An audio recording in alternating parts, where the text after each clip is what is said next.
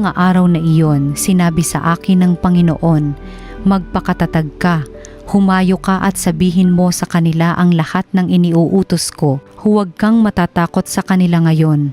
Pag hindi ka sumunod sa akin, lalo kang matatakot kung naroon na sa kalagitnaan nila. Pakinggan mong mabuti ito, Jeremias. Ang bawat isa sa lupaing ito, ang mga hari ng Huda, ang mga pinuno, ang mga saserdote at ang buong bayan ay sasalungat sa iyo. Ngunit gagawin kitang sintibay ng isang lungsod na naliligid ng mga muog, sintatag ng haliging bakal o pader na tanso. Hindi ka nila matatalo sapagkat ako ang mag-iingat sa iyo. Akong Panginoon ang nagsasabi nito. Ang salita ng Diyos.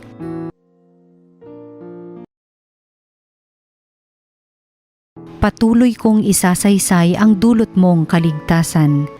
Sa iyo lang, Panginoon, lubos akong nananalig.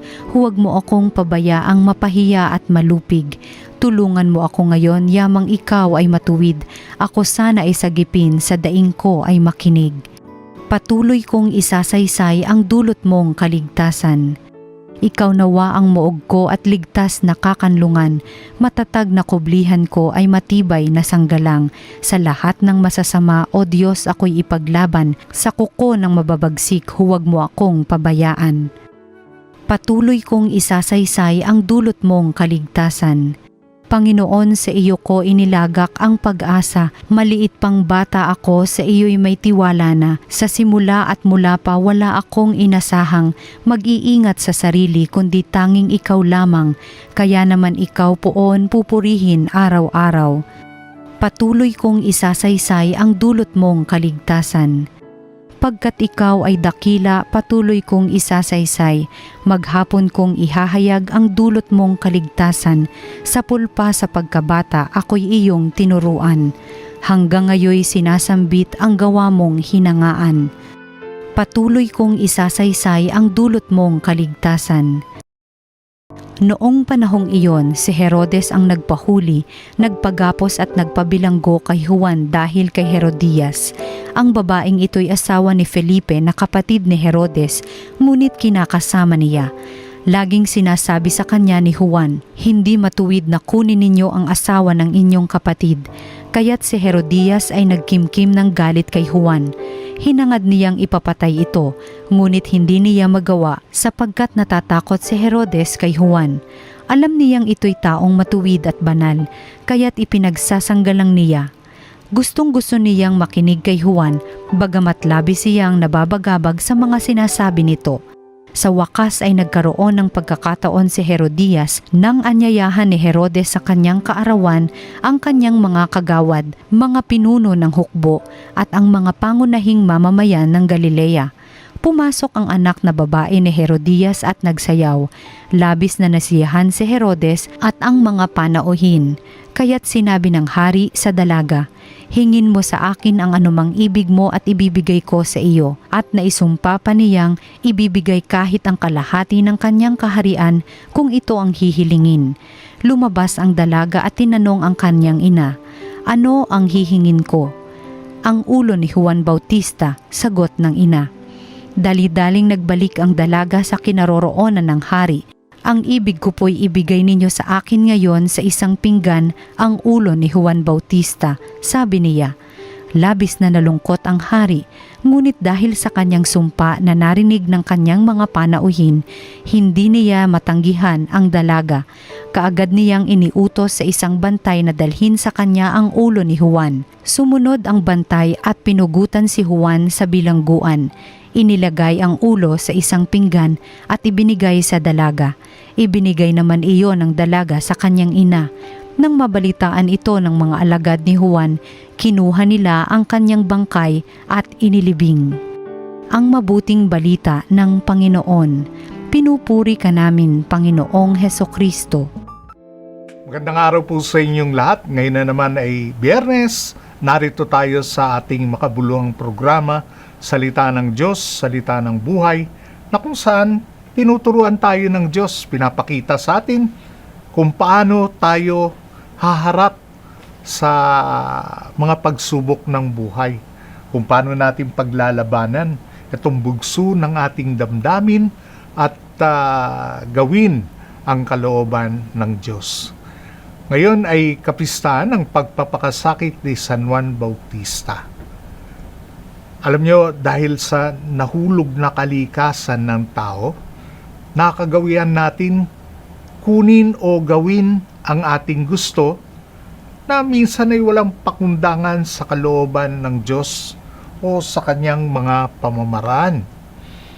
Ang pigilin ang gawing ito ay tunay na labanan. Maraming magagandang bagay na gustong ibigay sa atin ng Diyos, pero madalas pinipili natin ang mga bagay na di makabubuti para sa atin. Ito ang labanan.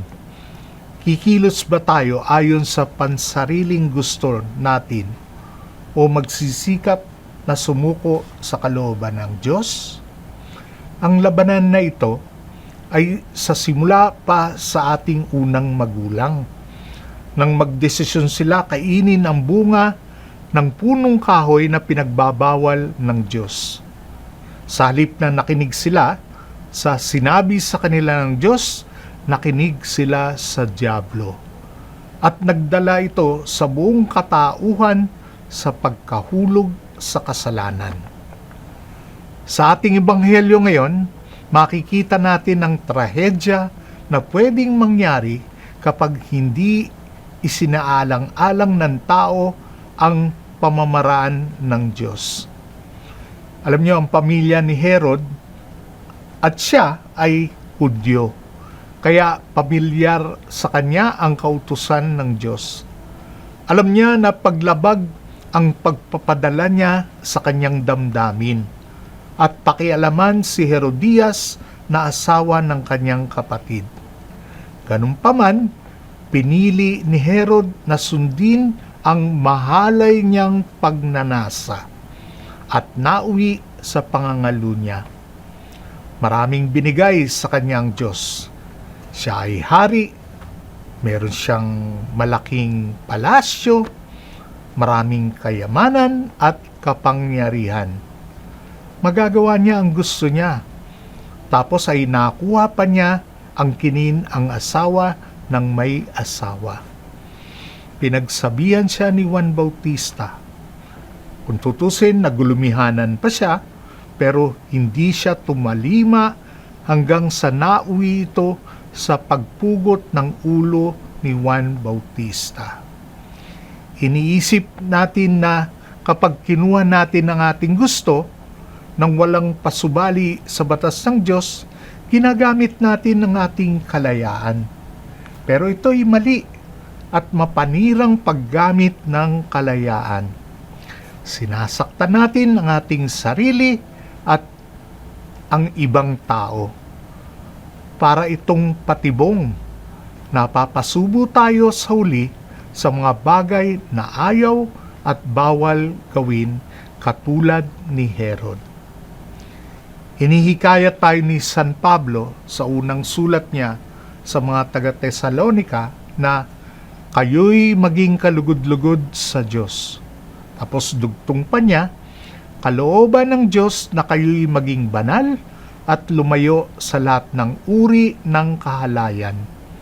Dapat maging banal at marangal ang pakikitungo ng bawat isa sa kanyang asawa, at hindi upang masunod lamang ang pagnanasa ng laman tulad ng inaasal ng mga hentil na hindi nakakakilala sa Diyos. Ito ang pinaikli sa ilang pagtuturo ni San Pablo tungkol sa kalinisang puri o tinatawag natin chastity. Tandaan natin, ang sulat na ito ay para o naka-address sa mga dating pagano na talaga namang exposed na maligaw pagdating sa pakikipagtalik. Inuulit niya na ang taong kasal ay pwedeng magkaroon ng sexual na relasyon sa kanyang asawa lamang. Sa ganitong paraan, hindi lamang niya pinararangalan ang Diyos, ito din ay para sa kanyang kasiyahan, sa kanyang asawa, at nagpapaganap sa kanya. Ang mga pagbasa ay babala laban sa pagsunod sa ating makasariling pagnanasa at hilig ng laman. Napakadaling magpadala sa likas na hilig. Pero nakita natin sa kaso ni Herod kung saan tayo nito dadalhin. Nagsimula sa kasalanan ng kahalayan, naging seryosong kasalanan ng pagmamataas o ng pride. Kasi nakita natin ayaw niyang mapahiya sa harap ng kanyang mga bisita. Hanggang sa nakapatay siya ng tao. At hindi lang ordinaryong pagpatay, kundi pagpatay sa isang alagad ng Diyos, isang banal na tao. Dito nakikita natin kung paano ang kasamaan ay nagbubunga at nakakakuha ng sigla. Maraming salamat po sa inyong pakikinig. Ngayon po tayo'y mananalangin. Sa ngalan ng Ama, ng Anak, at ng Espiritu Santo. Maraming salamat, Diyos amang makapangyarihan sa lahat, at hindi mo kami nililimot. Binibigyan mo kami ng tamang pamamaraan upang labanan ang aming makasariling damdamin. Tinataas namin sa iyo ang mga may kapangyarihan at naglilingkod, lalong-lalo na sa aming pamahalaan. Bigyan mo kami ng buding may paninindigan sa katotohanan, moralidad at may paggalang sa dignidad ng tao. Bigyan mo kami ng sapat na lakas, paglabanan anuman laban sa iyong kautusan at maging matatag na sundin ang iyong kalooban. Lahat na ito inihiling namin sa ngalan ni Kristo, aming Panginoon. Sa ngalan ng Ama, ng Anak, at ng Espiritu Santo.